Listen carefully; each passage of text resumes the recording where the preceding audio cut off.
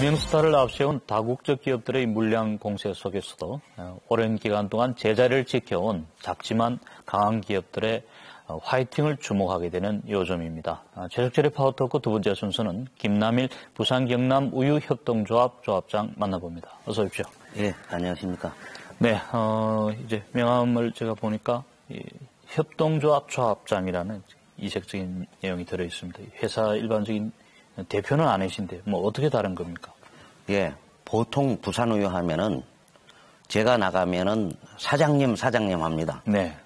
저도 좀 이상하게 생각되고 아직까지도 소비자들이 우리 관계하는 분들이 모르는구나. 네. 이런 점을 많이 지적하고 해서 부산우유는 농업협동조합입니다. 네. 낙농가들이 모여서 작지만 공동 판매를 함으로써 약자애들을 대변해주고 이익의 극대화가 아니라 적정 이윤을 남김으로써 소비자나 조합원이나 또 직원들한테 골고루 혜택이 가도록 하고 있습니다. 네. 그럼 일단은 우리 시청자들은 농협을 잘 알고 있으니까 예. 농협과 같은 협동조합이다. 예, 그렇습니다. 이익을 많이 남기는 것이 목적이 아니라 적당한 이윤만 남기면 된다. 예. 네. 이렇게 일반 기업과 다른 형태의 조합을 결성하게 된 배경이 있을 거 아닙니까? 어떤 겁니까? 예, 처음 지역에 기업에서 우유를 받아줄 수 없는 입장이 되니까 네. 각 농가들이 뭉치게 됐습니다.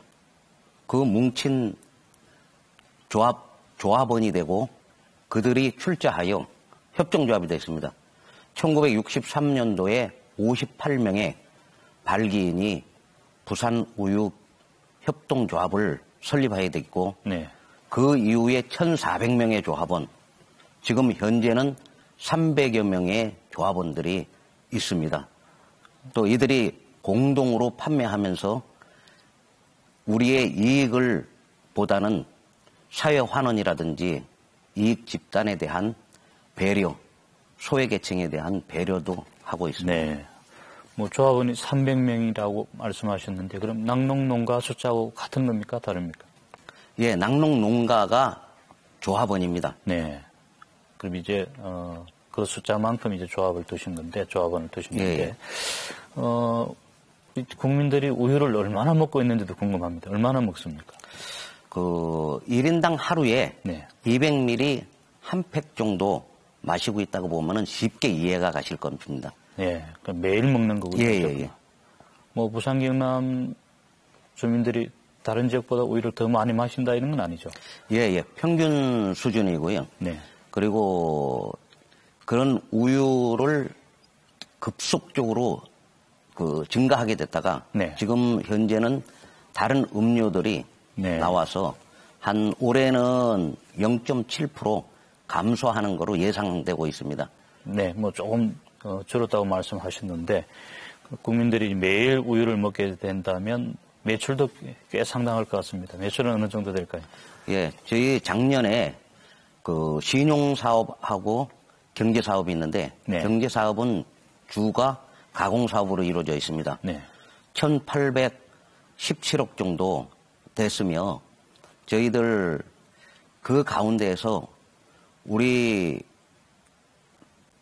조합원과 우리 조합원이 한 300여 명 되고요.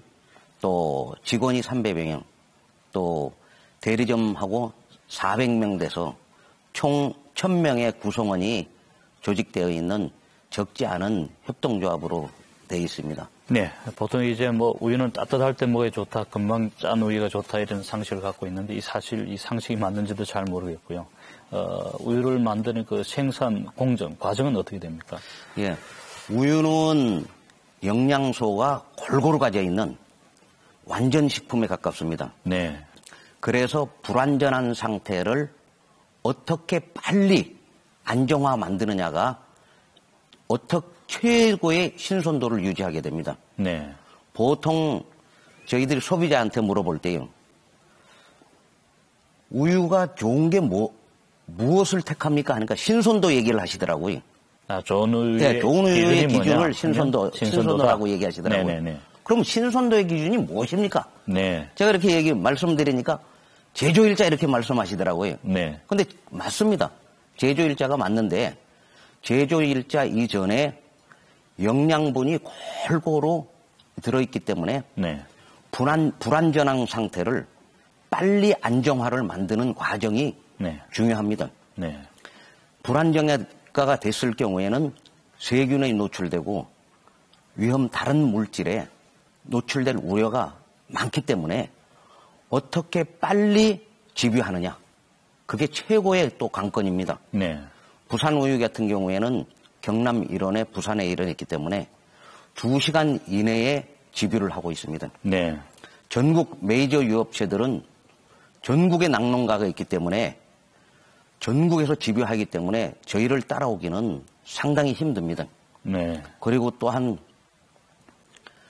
제품을 생산하고 또 유통하고 판매할 때에 지역에 있는 제품을 판매하고 함으로써 신선도가 유지되고 또 유통이 짧아짐으로써 탄소 배출량이 줄어들고 또 그거로 인해서 지역 경제 발전이 되고 또 지역 경제가 활성화됨으로써 여러 가지 이점이 많으며 소비자들도 그런 부분을 이해함으로써 푸드 마일리지가 가장 잘 적용되고 가장 완전하게 실행하고 있는 것이 부산우유다 이렇게 생각합니다.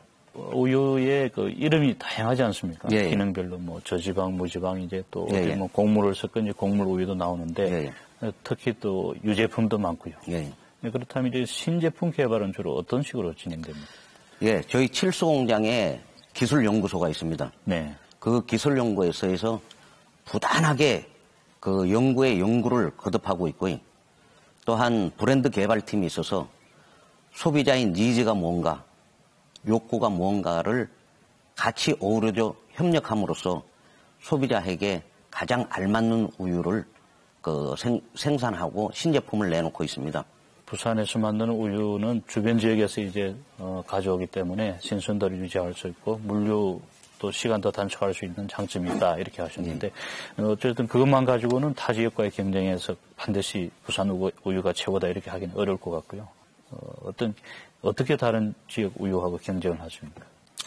예, 지금 예전에는 그 메이저 유업체가 브랜드 파워도 있고 그 브랜드를 앞세워 가지고 했지만 지금은 앞으로 로컬 푸드라든지 또 슬로우 푸드라든지 또 이런 개념에서 가장 신선한 게 좋은 우유가 아닌가. 네. 브랜드 파워가 큰 우유가 좋은 우유가 아니라는 거를 소비자는 이제 차츰차츰 알고 가게 되실 것이고요. 또 그런 우유를 찾음으로 인해서 지역 경제가 활성화가 되고 지역이 발전하는 계기가 될 것이라고 봅니다. 네, 뭐 최근에 이제 중국 수출도 하셨던데 우리나라 우유의 그 질이 그만큼 이제 뭐 세계가 인정하는 수준입니까? 아니면 중국의 특수성이 있는 겁니까? 예, 저희 그 나라 우유가 간단하게 말하면은 세계 최고 품질의 우유라고 말할 수 있습니다. 네.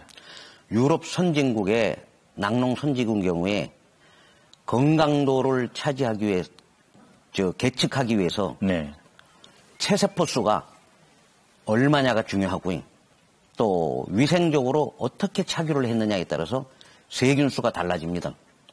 이럴 경우에 선진국에서는 1ml당 30만 개 이하가 1등급인 반면 저희 나라는 경우에는 20만 개 이하가 1등급으로 되어 있습니다. 네. 그만큼 훨씬 더 건강하게 키워야 되고 그만큼 더 깨끗하게 착유를 해야 되기 때문에 모든 농가들이 그 안에 주안점을 둬서 또 열심히 하고 있고 품질도 다방면으로 검사를 많이 하고 있기 때문에 그런 거에 견준다 하면은 세계 어느 나라의 우유보다도 가장 신선하고 깨끗하고 좋은 우유다고 말할 수 있습니다. 그런 의미에서 중국에 저희가 초창기에 수출할 경우에 네. 아무도 거들떠 보지도 못했는데 수출을 하게 되었고요.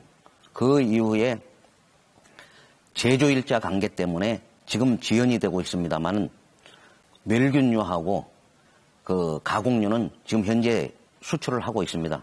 지금까지 올해부터 지금까지 보면은 한 140만 개 정도 팔았고요. 또 계산해보면 한 4억 5천 정도 그 매출을 올렸습니다. 네, 뭐 이름은 부산 우유지만은 이제 울산과 경남에서 직접 만들어서 부산에서 이렇게 판매하는 형식인데 그렇게 보자면 이제 그야말로 이제 동남권 전체를 봐서도 향토 기업 아니겠습니까? 예, 예. 뭐 외연을 넓히는 것도 좋겠지만은 향토 기업으로서의 어떤 좀 애로점 앞으로 해야 될 일도 많을 것 같습니다. 어떤 게 있습니까? 예.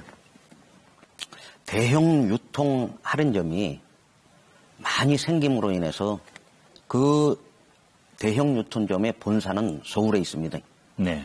주로 계약을 해도 서울에 해야 되고, 우리가 판매를 해도 대형 유통점의 물류를 따라서 해야 되기 때문에 중소상공인들의 제품은 네. 그 입점하기가 상당히 어렵습니다. 네. 그래서 그 부산시와 또 경상남도가 지역 경제 활성화를 위하고 발전을 위한다면은 역할을 해줘야 된다고 생각합니다. 그렇게 함으로써 저희가 발전되고 경쟁력을 키울 수 있는 기업으로 만들게 되며 또한 거제시 같은 경우에 대형 유통 업체가 들어왔을 때 소상공인들이 많이 반대를 하였습니다. 네. 그 이후에 거제시에서 서로 양보하여 소상공인들의 제품을 우선 입점하도록 하였습니다. 네. 그렇게 함으로써 그 지역 경제가 활성화가 되고 발전이 돼서 서로 윈윈하는 결과를 가져오게 됐습니다. 이러한 예가 아마 거제시만은 아니고 경상남도와 그 부산시에도 이러한 예를 잘 관심을 가지시고 역할을 해주시면 하는 바람이고요. 또 대형 유통업체는 자기 혼자 가는 것이 아니라 이웃과 같이 가는 배려. 네. 또 지역이 발전하고 경제가 활성화됨으로써 같이 발전한다는 개념. 이런 사회적 책무도 다 할 수 있는 기업이야말로 인류기업이 아닐까. 그런 점에서 지속적으로 오래 가는 기업, 잘 되는 기업이 되려고 그러면 결국은 사회적 책무를 잘하고 이웃과 같이 하는 기업이야말로 인류기업이라고 저는 생각하고 있습니다. 네, 뭐 말씀을 듣고 보니까 이제 최근에 왜 이제 다른 지역 브랜드들과 연대해서 지역 경제 살리기에 나섰는지 이해가 되는 부분인데 이거는 뭐 한번 일회성 행사로 끝나는 겁니까? 아니면은 지역 경제 살리기 연합 행사는 쭉 가는 겁니까? 예, 투게더 부산이라고 네. 해서 그 부산의 향토 기업들이 뭉쳤습니다. 네. 저희들이 향토 기업이다 보니까 좀 모자라는 부분도 있고 서로 도와줘야 할 부분도 많이 있습니다. 모아가지고 서로 연구도 하며 지역 발전과 또 경제도 또 활성화하기로 서로 협약을 노력하기로 했습니다. 네. 그런 의미에서 우린 시민들이 잘 봐주시고 또 바이 부산 해가지고 부산시에서 부산에서 만드는 제품 사주기 운동을 한 일환으로서 더욱 확대돼서 경쟁력 있는 부산 향토기업 또 이 지역에 진정으로 보답하는 기업으로 새롭게 나고 덩달아서 그 활성화가 많이 되고 발전이 되기를 바랍니다. 네, 뭐 어쨌든 향토기업이라고 강조를 하지만 실제로 우리 시장 점유율이라고 할까요? 예, 그 보면 이제 주민들이 호응도를 알 수 있지 않겠습니까? 예. 어느 정도입니까? 예, 일간지에서요, 부산 하면은 생각나는 기업이 무엇이냐 할 때 1위가 부산우유라고 많이 말씀해 주셨습니다. 저는 이런 거를 볼 때에 저희가 올해 51주년을 맞습니다. 네. 50년 동안 부산 시민들이 사랑이 있었기에 가능하지 않았느냐. 이런 생각이 많이 들고 저희가 한편으로 보면은 더 신선하고 더 깨끗하고 안전한 먹거리를 생산해야 되겠다. 더 책임감을 느끼고 또 부산 시민들한테 그런 감사의 보답으로 최선의 노력을 다할 것입니다. 네, 많은 먹거리가 있는데 우리 김 조합장께서 특별히 우유에 관심을 가지게 된 배경 이런 게 있을까요? 예, 제가 대학 때 축산경영학과를 졸업했는데 부치께서 제가 입학할 무렵에 네. 축산을 한번 하는 게 안 좋겠느냐 그 말씀을 하시더라고요. 그래서 제가 고민을 했어요. 그 제 일생도 걸리는 그 결정이라서요. 그러면 그 결정 끝에 축산을 하자. 그래서 축산경영학과를 졸업했고 거기서 배운 게 내가 잘하는 게 축산이다. 네. 그럼 축산을 해야 되겠다 하는 확고한 신념을 가졌고요.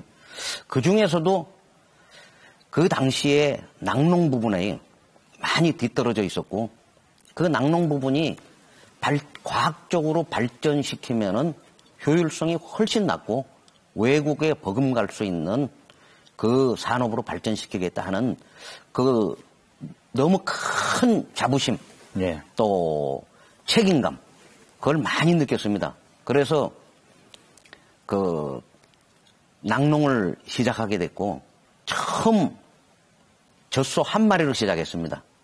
그 이후에 10년 만에 1톤을 내게 됐고 1톤 하면 잘 모르시잖아요. 네네. 그러면 그 당시에 기업으로 치면 한 중견기업 정도 된다. 낙농가 중에서는. 네. 예, 10년 만에 이제 1톤을 나게 됐고 또 과학적으로 키우다 보니까 대한민국의 한 10위권 안에 드는 젖소 개량을 해서 능력 있는 소를 가지게 되었습니다. 네. 이걸 바탕으로 해서 조합원들이 컨설팅도 하게 되고 또 개인적으로 지도들을 하게 되고 이런 계기로 인해서 대의원도 되고 이사도 되고 이제까지 조합장이 되지 않았나 이런 생각이 듭니다. 근데 저는 옛날 얘기를 하면서 참 한 마리 가지고 있을 때에 참 결혼해가지고 집사람하고 왔을 때 제가 집사람한테 저 푸른 초원위에 뭐 그림 같은 집이 있는 곳이 있잖아요. 네. 그렇게 하면서 젖소를 많이 구경시켜줬어요. 네. 그런데 당연히 그렇게 하는 줄 알고 생각하고 시집 와가지고 제가 가서 한 마리 하니까 실망도 많이 했습니다. 네. 근데 제가 나의 미래는 어떻게 되고 우리가 조금만 참으면은 새로운 세계가 펼쳐지며 좋은 세계를 만들겠다. 나만 믿어달라.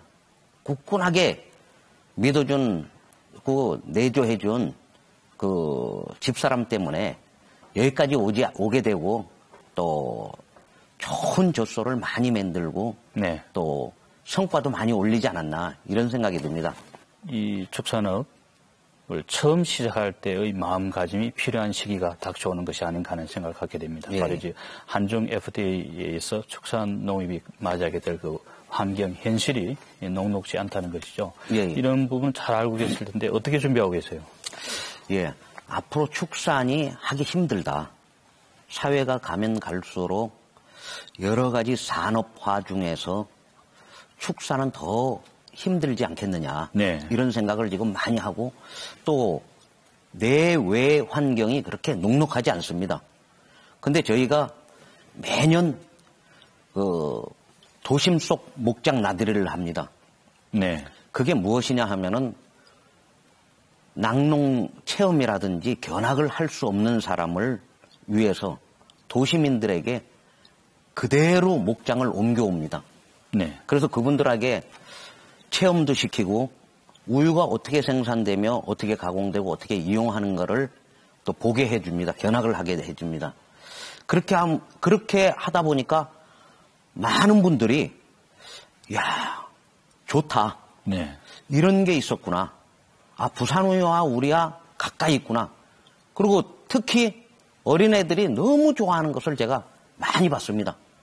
그래서 힘들지만 이웃과 같이 있는 목장, 또 깨끗한 목장, 네. 또 친환경적인 목장, 또 안전한 먹거리를 생산할 수 있는 목장이 같으면은 소비자나 이웃이 다 좋아할 것이다 하는 것을 네. 많이 느꼈습니다. 그런 의미에서 저희는 5년 이내에 전 농가에 햇삽을 실시키로 하였습니다. 네. 그리고 또 이런 우리 낙농가 중에서 11명이 목장형 유가공 공장을 가지고 있습니다. 네. 자기 농장에서 생산한 거를 체험도 시켜주고 또 견학도 시켜주고 하는 시설을 가지고 있습니다. 이런 사람들이 또 유제품을 또 생산하고 있습니다. 네.